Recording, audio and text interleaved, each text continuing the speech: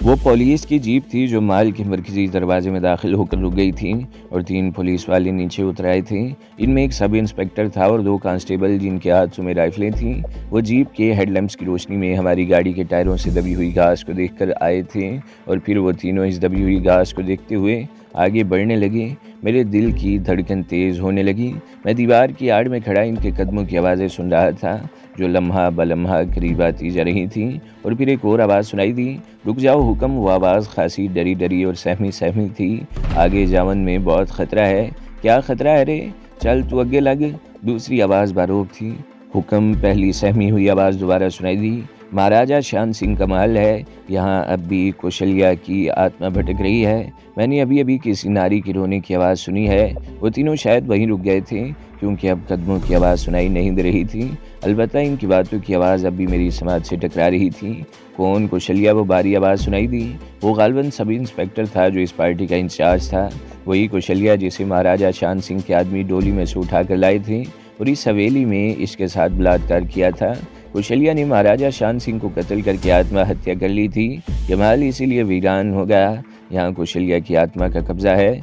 सुनो हुक्म। इसके रोने की आवाज़ सुनाई दे रही है। एक लम्हे को खामोशी छा गई और इस खामोशी में हल्की सी गुर्राहट सुनकर मैं भी चौंक गया। लगता था जैसे वाकई कोई रो रहा है। एक लम्हे बाद वही आवाज़ दोबारा सुनाई दी। इस बार तो मेरे पूरे जिस्म में सनसनी की एक लहर दौड़ गई। वो किसी शेर की बहुत हौले हौले गुर्राने की आवाज़ थी। वो देखो हुक्म। पहली आवाज़ सुनाई दी, अब इसमें खौफ नुमाया था। कौशल्या की आत्मा इधर ही को आवत रही है। वो देखो, इसकी आंखें चमक रही थीं। मैंने दीवार की आड़ से झांक कर देखा। माल के मरकजी हिस्से की तरफ 2 आंखें ब्लोर की तरह चमकती हुई नजर आ रही थी। ऐसी चमक सिर्फ बिल्ली या शेर की आंखों ही में होती थी जो रात के अंधेरे में नजर आ रही थी। और फिर इसी लम्हे खामोश फिजा फायर की आवाज़ से गूंज उठी। जवाब में खौफनाक धाड़ सुनाई दी। फिर पे दर पे गोलियां चलने लगी। दोनों कांस्टेबल जीप की तरफ दौड़े। सब इंस्पेक्टर को भी दौड़ लगानी पड़ी। शेर के दहाड़ने की आवाज़ बदस्तूर सुनाई दे रही थी। मैं पिस्तौल के ट्रिगर पर उंगली रखे इधर उधर देखता रहा। इस दौरान जीप के इंजन स्टार्ट होने की आवाज़ सुनाई दी और फिर दहाड़ता हुआ वो शेर तारीकी से निकलकर जीप के हेडलैम्प्स की रोशनी में आ गया। चलती हुई जीप से पे दर पे 2 गोलियां चलाई गईं, मगर वो शेर इन गोलियों की जद में नहीं आया। वो दहाड़ता हुआ साए वाले तारीक बरामदे में गायब हो गया। जीप रिवर्स में तेज़ी से पीछे जा रही थी। इसके हेडलैम्प्स की रोशनियों का जाविया भी देखा जा रहा था। मैं टूटी हुई दीवार से बाहर आ गया। जीप महल के मरकजी दरवाजे से बाहर निकल चुकी थी। इसकी रोशनी कुछ देर तक नजर आती रही, फिर गायब हो गई। मैं कुछ और आगे बढ़ा, लेकिन इसी लम्हे शेर की धाड़ सुनाई दी और मैं उछल कर पीछे हट गया। दूसरे ही लम्हे मैं दौड़ कर कार के करीब आ गया और दरवाज़ा खोल कर अंदर घुस गया। बाहर शेर की धाड़ रह रह कर सुनाई देती और हम तीनों अपनी अपनी जगह में दब के बैठे रहे। वक्फे वक्फे से सुनाई देने वाली शेर की धाड़ से कतई नज़र हर तरफ गहरा सन्नाटा था। मैंने अपनी सीट पर बैठे बैठे इधर उधर देखा। तभी इस तारीकी में मुझे शुशावरी या रत्ना में से कोई दिखाई तो नहीं दी। अलबत्ता इनकी गहरी सांसों की आवाज़ साफ सुनाई दे रही थी। रत्ना, शुशावरी, मैंने होले से पुकारा। तुम लोग जिंदा हो या? जिंदा हैं, रत्ना की मुर्दा सी आवाज़ सुनाई दी। लेकिन अगर जंगल के इस बादशाह को पता चल गया कि हम यहाँ मौजूद हैं तो हमारे मरने में कोई कसर नहीं रह जाएगी। हमने इसे कोई नुकसान नहीं पहुँचाया, इसलिए वो हमें कुछ नहीं कहेगा। वैसे बेहतर यही है हम आराम से यहाँ बैठे रहें। मैंने कहा, अगर वो लोग वापस आ गए तो? रत्ना ने कहा, मेरा ख्याल है वो लोग अब तक झील के दूसरे किनारे पहुँच चुके होंगे और इस तरफ आने की हिम्मत नहीं करेंगे। मैंने जवाब दिया, क्या हम रात भर यूं ही गाड़ी के अंदर बैठे रहेंगे? रत्ना बोली, मजबूरी है। मैंने कहा, यहाँ सांप, बिच्छू और दीगर जहरीले कीड़े मकोड़े भी होते हैं, इसलिए नीचे उतरकर टहलने का खतरा भी मोल नहीं लिया जा सकता। ये सब शुशावरी की वजह से हुआ है। रत्ना ने कहा, अगर ये रास्ता न भूलती तो हम इस भरे खाने के बजाय किसी घर में आरामदेह बिस्तर पर सो रहे होते। फिलहाल तो गाड़ी की सीट को ही आरामदेह समझ लो। दूसरी सीट पर बैठी हुई शुशावरी ने कहा, शेर की धाड़ अब सुनाई नहीं दे रही थी। वो या तो महल से बाहर निकल गया था या कहीं दुबक कर बैठ गया था। हम तीनों देर तक बैठे सरगोशियों में बातें करते रहे। अभी तो रात का इब्तदाई हिस्सा था, लेकिन लगता था जैसे आधी से ज़्यादा रात बीत चुकी हो। चारों तरफ गहरी तारीकी और दबी सन्नाटा था। रत्ना को एक बार फिर नंदनी याद आ गई और वह बची कुछ बददुआएं और कोसने लगी। बड़ी हराफा निकली। वो गहरा सांस लेते हुए बोली, कहती थी, हमारा धर्म का रिश्ता है, हमारे लिए अपनी जान भी दे देगी। अब बेला निकालेगी इसकी जान? मेरा ख्याल है इसकी जान तो तुम्हारी बददुआओं से ही निकल जाएगी। मैंने कहा, बेला को इस पर हाथ उठाने में ज़्यादा मज़ा भी नहीं आएगा। मैंने तुम्हें पहले ही खबरदार कर दिया था कि ये सब कुछ इससे छुपा कर रखना, लेकिन तुमने धर्म की मोहब्बत के चक्कर में आकर सब कुछ इसके सामने खोल कर रख दिया। इसके दिल में लालच तो आना ही था। हमने तुम्हारे सामने भी तो अपना सब कुछ खोल कर रख दिया था। तुम्हारे दिल में लालच नहीं आया? रत्ना ने कहा। मेरे और नंदिनी के हालात में फ़र्क है, शोशावरी ने जवाब दिया। मैं भी तुम लोगों की तरह हालात की डसी हुई हूँ, नाइंसाफ़ियों का शिकार हूँ। हम लोग तो एक ही कश्ती के सवार हैं, जबकि नंदिनी का रास्ता कदरे मुख्तलिफ है। अब मैं सोचती हूँ कि अगर वो तुम लोगों को पुलिस के हवाले कर देती तो या सूटकेस में से सब कुछ निकाल कर इसमें पत्थर भर देती तो तुम लोग क्या कर लेते। इसलिए दीदी, मेरा मशवरा है कि इसे भूल कर शांत हो जाओ। जैसे जैसे इसके बारे में सोचोगी तुम्हारा खून खोलता रहेगा, और खून खोलने का मतलब है तुम ब्लड प्रेशर का शिकार हो जाओगी। ऐसी ख़तरनाक बीमारी पालने का क्या फ़ायदा। इसलिए अब तुम आराम से सो जाओ। शोशावरी ठीक कह रही है, मैंने कहा। भूल जाओ इसे और शांत होकर सो जाओ। इस कुतिया को तो मैं कभी भूल नहीं सकती, रत्ना ने कहा। वो मुझे हमेशा याद रहेगी, और जब तक याद रहेगी मैं इसे कोसने देती रहूँगी। पता नहीं वो अब तक जिंदा बची भी है या नहीं, मैंने कहा। बेला को तुम अच्छी तरह जानती हो सकता है वो इसके तशद्दुद का शिकार होकर अपनी जान से हाथ धो बैठी हो। अब तो तुम्हें अपनी फ़िक्र करनी चाहिए। मैं चंद लम्हों को खामोश हुआ, फिर बोला। पुलिस हमारे सर पर पहुंच चुकी है। हो सकता है वो भी किसी महफूज जगह पर पहुंच गए हों और माल से ज़्यादा दूर न हो, और अगर हमें सुबह इस जंगल से निकलने का रास्ता न मिल सका तो घेर लिए जाएंगे। ये भी मुमकिन है कि पुलिस की कोई और पार्टी भी जंगल में दाखिल हो, या सुबह सवेरे ही पुलिस की मज़ीद नफरी हमारी तलाश में जंगल में दाखिल हो जाए और हमारे बचाव के तमाम रास्ते मसदूद हो जाएं। अब मुझे रास्ते का अंदाज़ा हो गया है, शोशावरी ने कहा। सुबह अगर हम इस महल से निकलकर मशी की तरफ रवाना हो जाएं तो ज़्यादा से ज़्यादा 2 घंटों में जंगल से बाहर निकल जाएंगे। क्या हम इस जंगल से बाहर निकल कर महफूज रहेंगे, मैंने कहा। तुमने बताया था कि इस जंगल में दूसरी तरफ कोटपुतली नाम का कोई कस्बा है। क्या हमारे ख्याल में कोटपुतली की पुलिस को फ़ोन करके हमारे फ़रार की इतला नहीं दी गई होगी? और क्या जंगल के बाहरी पुलिस हमारे इस्तकबाल के लिए तैयार नहीं होगी? कोटपुतली जंगल से तकरीबन 10 मील के फासले पर है, और कोटपुतली में पुलिस की इतनी नफरी नहीं होगी कि वो मीलों दूर तक फैले हुए जंगल को घेरे में ले सकें। शोशावरी चंद लम्हों को खामोश हुई, फिर बात जारी रखते हुए कहने लगी। कोटपुतली दिल्ली नेशनल हाईवे 8 पर वाक़ है। रास्ते में छोटी बड़ी बस्तियां हैं, हम किसी भी तरफ निकल सकते हैं। मैं और शोशावरी देर तक मदम लहजे में बातें करते रहे। इस दौरान रत्ना की आवाज़ सुनाई नहीं दी। मैंने इसका नाम लेकर होले से इसे पुकारा, मगर जवाब नहीं मिला। वो सो गई थी। थोड़ी देर बाद शोशावरी भी सो गई। वो दोनों पीछे लंबी सीटों पर थीं, इसलिए आराम से लेट कर सो गई। मैं ड्राइविंग सीट पर था, जिस पर लेटने की गुंजाइश नहीं थी, और सामने टांगे भी पूरी तरह सीधी नहीं की जा सकती थी। मैं सिरक कर पैसेंजर सीट पर आ गया और दरवाजे से टेक लगाकर टांगे ड्राइविंग सीट पर फैला ली। यही एक तरीका था जिससे मुझे किसी कदर आराम मिल सकता था। एक एक लम्हा सदियों पर भारी महसूस हो रहा था, लेकिन बहरहाल रात बीत रही थी। मैं जागने की कोशिश करता रहा, लेकिन आखिरकार नींद ने मुझे भी पछाड़ दिया।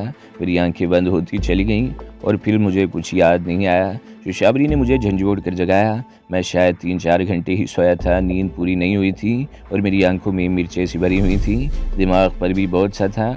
मैं कुछ देर तक सर को हल्के हल्के झटके देता रहा और फिर उठकर बैठ गया। इस वसी और इस कमरे में बहुत हल्का उजाला था। मैं दरवाज़ा खोलकर लैंड क्रूज़र से नीचे उतरा और जब शिकस्ता दीवार की आड़ से निकलकर बरामदे में आया तो सामने चिट्टी धूप फैली हुई थी। किसी ज़ीरो का नामो निशान तक नहीं था। अजीब पुरहोल सा सन्नाटा था। मैं गाड़ी में आ गया। रत्ना भी जाग चुकी थी।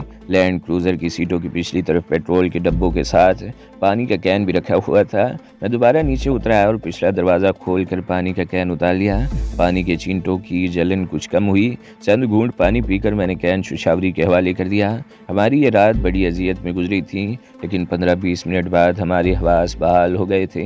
हम तीनों बाहर आ गए। चमकती हुई धूप में महल की एक कदीम इमारत बड़ा पुरस्कार मंजर पेश कर रही थी। मरकजी हिस्से की बाईं तरफ कुछ हिस्सा टूटा हुआ था। मैंने रत्ना और शोशावरी को वहीं रुकने का इशारा किया और पिस्तौल हाथ में पकड़कर इस तरफ चल दिया। महल वाकई बहुत शानदार था। मैं अंदाज़ा लगा सकता था कि जब यह आबाद रहा होगा तो इसकी क्या शान रही होगी। मैं मोहतात अंदाज में आगे बढ़ता रहा। शोशावरी ने किसी लड़की का किस्सा सुनाया था जिसने राजा शान सिंह को कत्ल करके खुदकुशी कर ली थी और इसकी रूह अब भी महल के खंडरात में भटक रही थी। हो सकता है इस रूह के हवाले से इस महल के बारे में और भी बहुत सी कहानियाँ मशहूर हों, लेकिन मैं बदरूहों पर यकीन नहीं रखता था। मेरे दिल में अगर कोई खौफ था तो इस शेर का, जिसे मैंने गुज़श्ता रात महल के कंपाउंड में धाड़ते हुए देखा था। और वैसे मैं इस शेर का शुक्रगुजार भी था जिसकी वजह से हम बच गए थे। अगर वो शेर ना आता तो वो पुलिस वाले यकीनन हमें ढूंढ निकालते। आसानी से वो हम पर काबू नहीं पा सकते थे, लेकिन बहरहाल गड़बड़ तो हो सकती थी। महल का वो गिरा हुआ हिस्सा खासा कुशादा था। हैरत की बात तो ये थी कि यहाँ मलबा भी नज़र नहीं आ रहा था। हो सकता है वो हिस्सा बहुत पहले गिरा हो और किसी ने यहाँ आबाद होने की कोशिश में मलबा साफ़ कर दिया हो। इस वसी और इस इमारत की दूसरी तरफ तकरीबन 50 गज दूर फसील का एक बहुत बड़ा हिस्सा भी टूटा हुआ था, जिसके दूसरी तरफ एक दैलानी रास्ता भी दिखाई दे रहा था जो जंगल में चला गया था। मैं चंद मिनट वहाँ खड़ा इस रास्ते को देखता रहा, फिर वापस आ गया। शोशावरी और रत्ना बरामदे के एक सुतून के आड़ में खड़ी थी। वो दोनों नारियल खा रही थीं। शोशावरी ने नारियल का एक टुकड़ा मेरी तरफ भी बढ़ा दिया। इस तरफ जंगल में कुशादा रास्ता नजर आ रहा था। मैंने इशारा करते हुए कहा, अगर हम इस तरफ से निकल जाएं तो तुम्हारे बताए हुए रास्ते पर पहुंच सकते हैं। इस तरफ से क्यों नहीं? रत्ना ने मरकजी मेहराबी दरवाजे की तरफ इशारा किया। पुलिस वालों ने हमारी गाड़ी के पहियों के निशान देख लिए थे।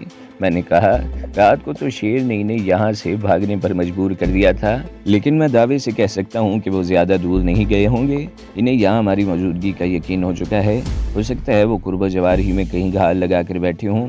इन्हें यकीन होगा कि दिन चढ़ने पर हम इसी रास्ते से बाहर निकलेंगे, इसलिए हमारी भलाई इसमें है कि हम वो मरकज़ी दरवाज़ा इस्तेमाल करने के बजाय इस तरफ का रास्ता इख्तियार करें। तो फिर इससे पहले कि वो पुलिस वाले हमारी तलाश में दोबारा अंदर आ जाएं, हमें यहाँ से निकल चलना चाहिए। रत्ना ने कहा।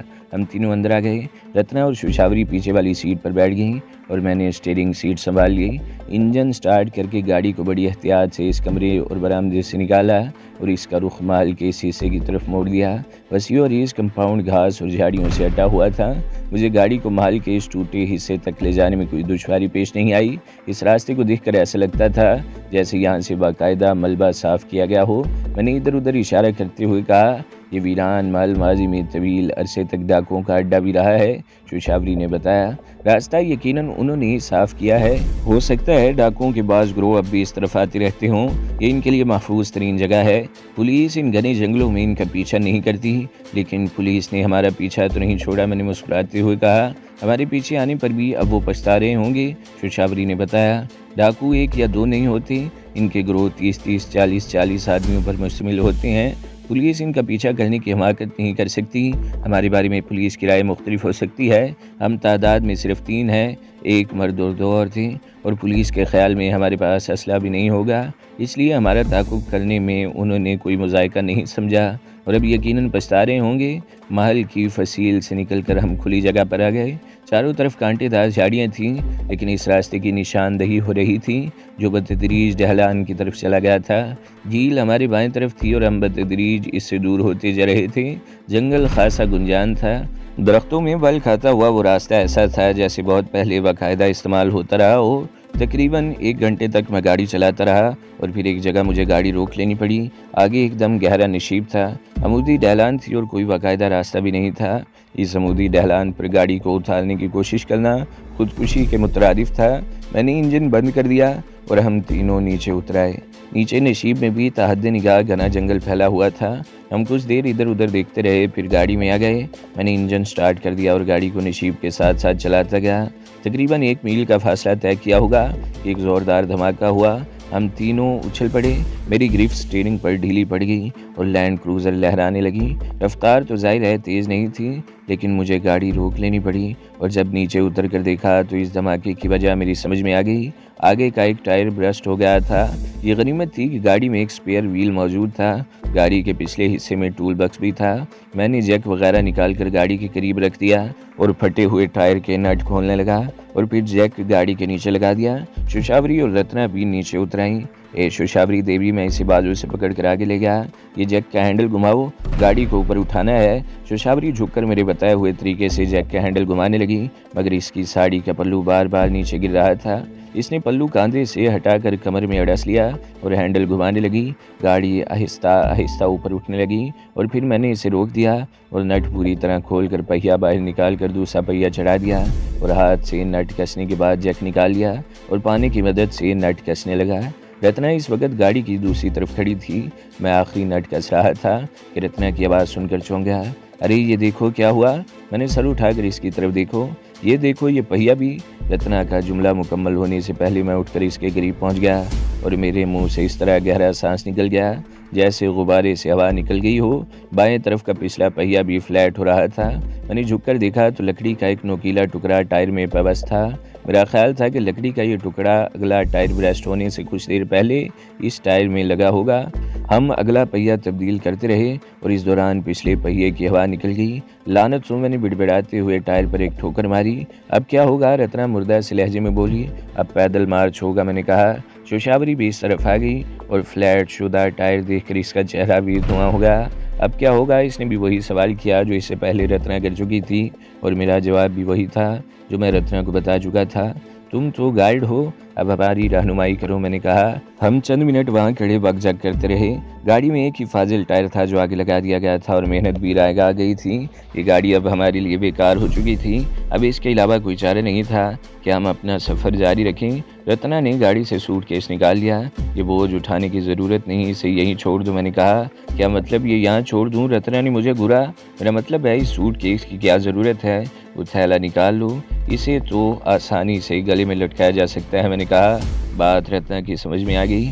इसने थैला निकाल लिया और सूटकेस को गाड़ी में फेंक दिया। थैला इसने कांधे पर लटका लिया। हम इस रास्ते पर चलते रहे। मैं आगे था और वो दोनों मेरे पीछे पीछे चल रही थी। हमारे पास 2 पिस्तौल थे, एक मेरे पास और दूसरा रत्ना के पास। हम दोनों ने पिस्तौल अपने अपने हाथ में पकड़े हुए थे। दरिंदों का बहरहाल खतरा तो था। शोशावरी ने पहले ही बता दिया था कि जंगल दरिंदों की वजह से ख़तरनाक है और मेरे ख्याल में ये जंगल कुछ ज़्यादा ही ख़तरनाक था। हम तकरीबन 1 घंटे तक चलते रहे। महल से निकलते हुए शोशावरी ने बताया था कि अगर हम मशरिक़ की सिमत चलते रहे तो इस जंगल से निकल जाएंगे। हमें 20-25 मील का फासला तय करना पड़ा, जिसमें से तकरीबन निसफ़ फासला हम तय कर चुके थे और बाकी निसफ़ फासला तय करना हमारे लिए कड़ा इम्तिहान था। जंगली जानवरों की बहुतायत थी, लेकिन पैदल चलते हुए हमें जितने भी जानवर नजर आए वो बेज़रर थे। मैंने रत्ना को सख्ती से हिदायत कर दी कि वो किसी जानवर को देखकर बिला वजह गोली न चला दे। ये सब घंटा मजीद चलते रहने के बाद हम रुक गए। सामने नशीब में दरख्तों में घिरे हुए किसी बस्ती के खंडरात नजर आ रहे थे। इनमें एक मंदिर नुमाया था जो कदरे बेहतर हालत में दिखाई दे रहा था। मेरा ख्याल है हमें इस तरफ से कोई रास्ता मिल जाएगा, मैंने खंडरों की तरफ इशारा करते हुए कहा। इस तरफ कुछ फलदार दरख्त भी होंगे, शायद हमें कुछ खाने को मिल जाए। ये बात शोशावरी ने कही थी।